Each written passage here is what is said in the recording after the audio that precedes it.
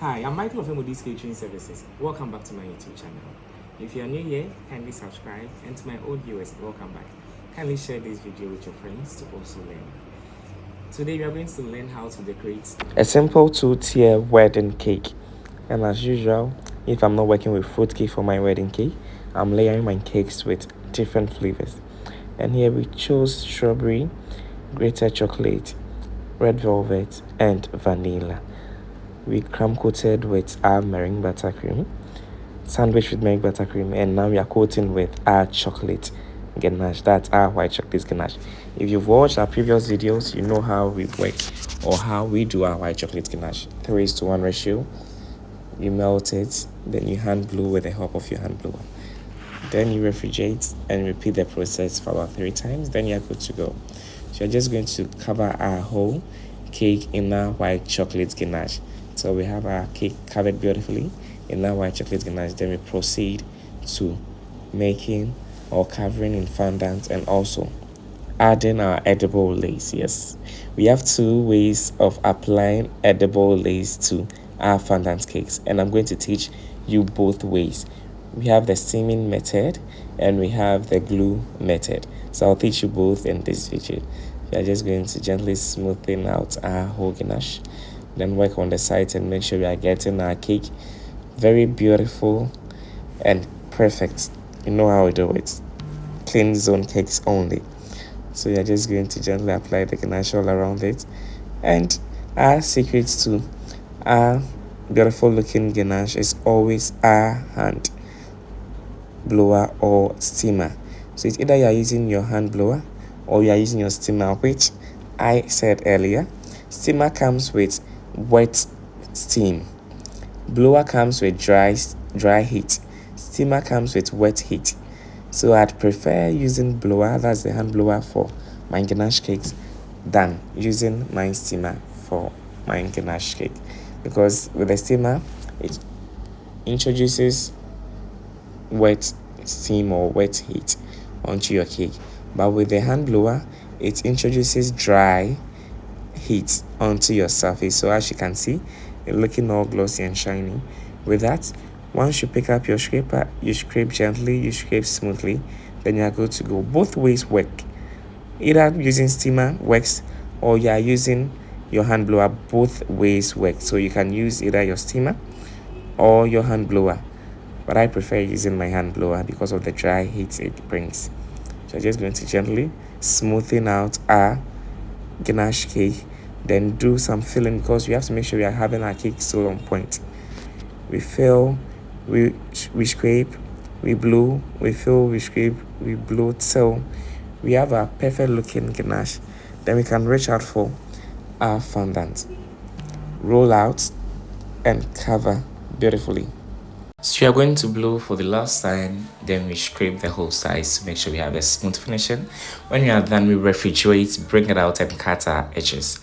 We know sharp edges are also important, it plays a major role. So we gently pass our sharp knife around the edge of our cake, gently scraping, making sure we do not bring our knife back with a dirty let's say a dirty knife. So you have to make sure you're cutting seamlessly. You make sure you're cutting your edges perfect and beautiful.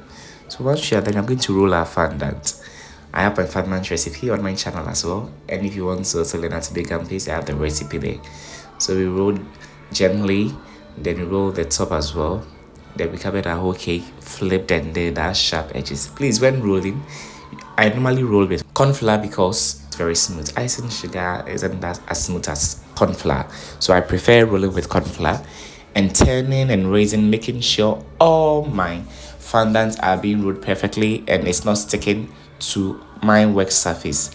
So afterwards, I gently cut the excess, then just bring it around my cake. That's my ganache cake. So with the help of our smoother and also our pans, we are gently going to smoothen the fondant all around our cake. Then when we get to the end, we overlap, we trim off the excess, then we just bring it out and make sure you are sealing both ends together with our hands. Now just going to roll just a little for the very top. Then we flip and work on our edges. So please, when working on your edges, you have to make sure you add corn flour to the very top of your cake. If not, you might end up having it sticking to the baseboard. And please, mostly, I don't know, but you have to be fast when it comes to sharp edges, especially after your cake is out of the, let's say, chiller or your fridge. It will depend on the temperature of your fridge. Sometimes it tends to sweat. Sometimes it tends to sweat when it comes out of the chiller. It depends on the temperature in your chiller or your fridge. It doesn't sweat at all, but sometimes the temperature in your chiller makes it sweat. So if you're not fast enough and it starts sweating, what you can do is you can just put on your AC, then you leave it right under the AC, and it will cease all that condensation process. So mostly AC also helps cease those condensation process when it comes to cake sweating. When it comes to cake sweating, AC does the trick and magic. It seizes all those condensation taking place around your cake. So please, anytime you tend to have a sweaty cake, just put your AC on and leave the cake under the AC for an hour or two, and you're good to go. So here we have our beautiful cake after covering our sides and edges, and now we are going to now work on our final design. So we are going to just transfer our huge cake, that's our base cake, onto our cake board. Then we steam. So I told you I'm going to teach you 2 ways of applying your edible lace mat to your cake. So we are going to steam the whole cake, and we stick our edible lace mat, or let's say our edible lace, onto our cake. So I'll teach you how to make your edible lace from scratch as well. So we're just going to gently steam all our cake around our cake. Then we stick our lace mat gently. You have to be extra careful and you have to be gentle with it. So after steaming, we just start with our lace. You have to make sure it's starting from the very edge of your cake. Gently, you have to guide your lace mat. You have to help and guide it and make sure it's sitting at the very edge of your cake. Then gently you keep turning your turntable, and you just first focus on the edges. Stick the edges, then later you can now focus on the sides. That's the whole lace design. You see what I'm doing? Then I gently stick the whole sides to it. So first of all, I focused on the very edge, that is the very edge of our lace mat. Then gently, when I was done, I just stick it to the sides of the cake, and I reached out for the second one, and I repeated the same process. So if you have any parts which needs extra lace mat, you just carefully check where you ended the design, then you cut a side that will fit perfectly, then you just put that there.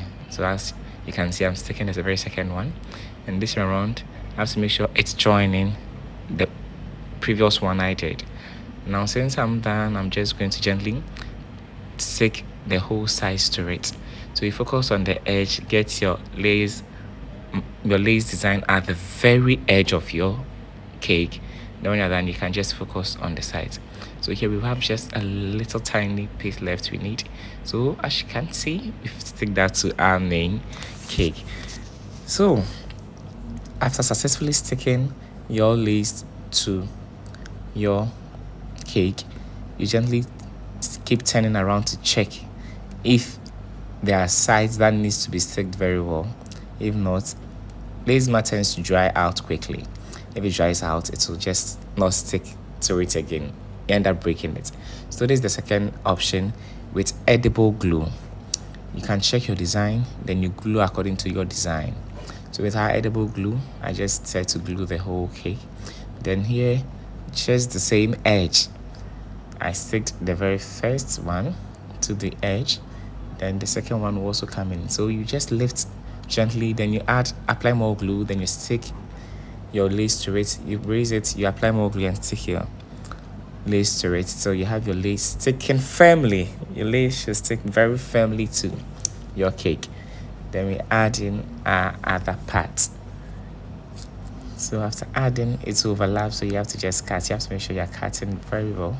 You know have to leave it overlap. It will make it look beautiful. You have to make sure it's meeting at the very end. Don't let it overlap, because it wouldn't make it really beautiful. So here we have our beautiful lace sticking to our cake. Now we will have to end up beating our cake. So once you are done with our lace design, we are just going to gently add pearls to our beautiful cake. Then we dowel our cakes very well.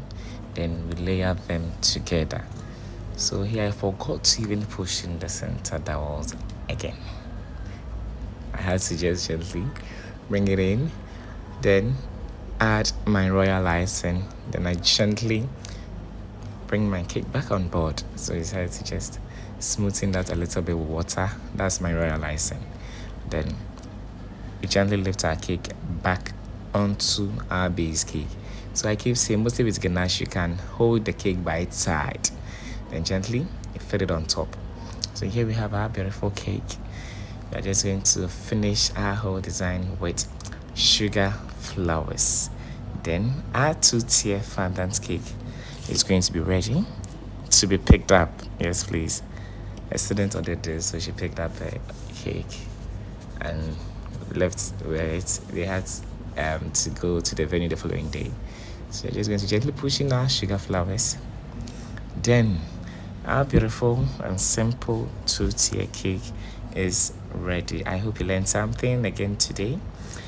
And please, with your lace itself, after working on your lace recipe, if you have a recipe after working on it, and keep it in your oven or drying it overnight, when you bring it out, please, you can store them in a Ziploc bag or in between your sheets. That if you have a bigger notebook, you can store them in the notebook, or you can even store them in an envelope, in a big envelope, brown envelopes or white envelope. Any envelope you have to store them very well so that it doesn't dry out, because once it's exposed to a very cool temperature, that especially if it's left in an air-conditioned room, the following day when you come out, it will become very hard, and once you try burning it, it will just break. It will become very crispy.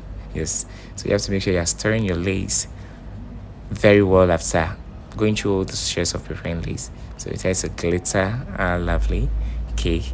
And here we have this simple, beautiful, and yummy 2-tier wedding cake for our bride.